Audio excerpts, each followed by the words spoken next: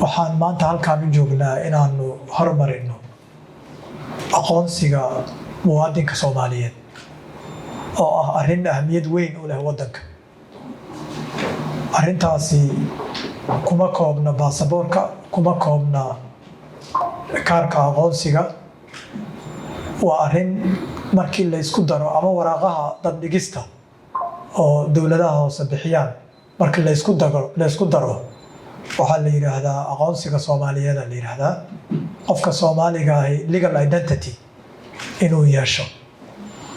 Haddii mid la hagaajiyo ee aan labada kale la hagaajinna waxaan ku qanacnay inaanay hagaagi karin. Haddii laba la hagaajiyo midka kale la iska dhaafana waxaan ku qanacnay inaanay hagaagi karin. Sidaas daraaddeed waxaan go'aansanay inaan si wada jira inaan uga shaqeyno inaan iskaashano baasaboorka iyo kaarka aqoonsiga qaranka iyo waraaqaha dad-dhigista ee dowladaha hoose bixiyaan. Saddexdoodu waa isku xiran yihiin. Waxayna u baahan yihiin nidaam sharci leh oo saldhig xeer oo sal adag inay ku baxaan. Jidka aan ku soconno waa jid dheer. Iskaashiga hay-adaha aqoonsiga ka shaqeeyana waa waajib waana isku qasban yihiin. Hay-adda socdaalka iyo hay-adda aqoonsiga NIRA waxay bilow u yihiin horumarinta legal identity-ga Soomaaliga. Baasaboorka iyaga markii nala ka weydiinayo aqoonsiga baasaboorka dabcan kor u socdaa waa ogtihiin. Sanadihii la soo dhaafayna inta badan dalalka Yurub way aqoonsadeen. Kuwa aan weli aqoonsanna farsamo ahaan ayay aad u gabagaba u yihiin inay aqoonsadaan. Laakiin su'aalo waxaa jira asal ah oo haddaan laga jawaabin aanu waxaasu saldhig adag yeelan karin. Su'aasha koowaad waxaa waaye baasaboorka maxaa lagu qaataa? Su'aashaas waxaan rabnaa inaan jawaab u helno.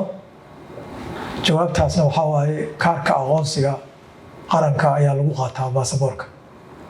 Sidaas daraaddeed qofkii raba inuu baasaboor dalbado waxaa waajib ku ah oo lagama maarmaan ah inuu kaarka aqoonsiga NIRA haysto. Haddii markaa uu xarunta baasaboorka yimaado aanu haysan, waxaa la taabageliyey oo sahal laga dhigay inuu isla markaaba isdiiwaan geli karo. Meelaha aanu hay-adda aqoonsiga qaranka aanay joogin, hay-adda socdaalka iyo jinsiyadda waxay systemka oo isku dhow dadka ka shaqeeyahaana ay isku bilaysan yihiin darteed iskuna furan waxay taabagelinayaan qofka muwaadinka in la diiwaan geliyo xaruntaas laga diiwaan geliyo aanay hay-adda NIRA joogin. MOU-ga is-afgaradka aanu maanta yeelanay ayaa systemskaas inay isku furnaadaan. Shaqaalaha hay-adda socdaalkuna ay NIRA matalaan meelaha ay ka maqan tahayna is-afgaradka maanta aanu yeelanay ayaa saldhig u ah.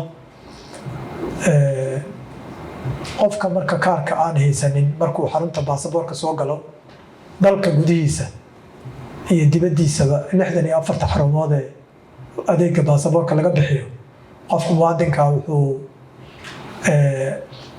haddaanu kaarka aqoonsiga haysan waxaa u sahlan inuu isla meeshaas uu ka dalbado oo iska diiwaan geliyo oo systemkii iyo shaqaalaha hay-adda socdaalka ay bixiyaan.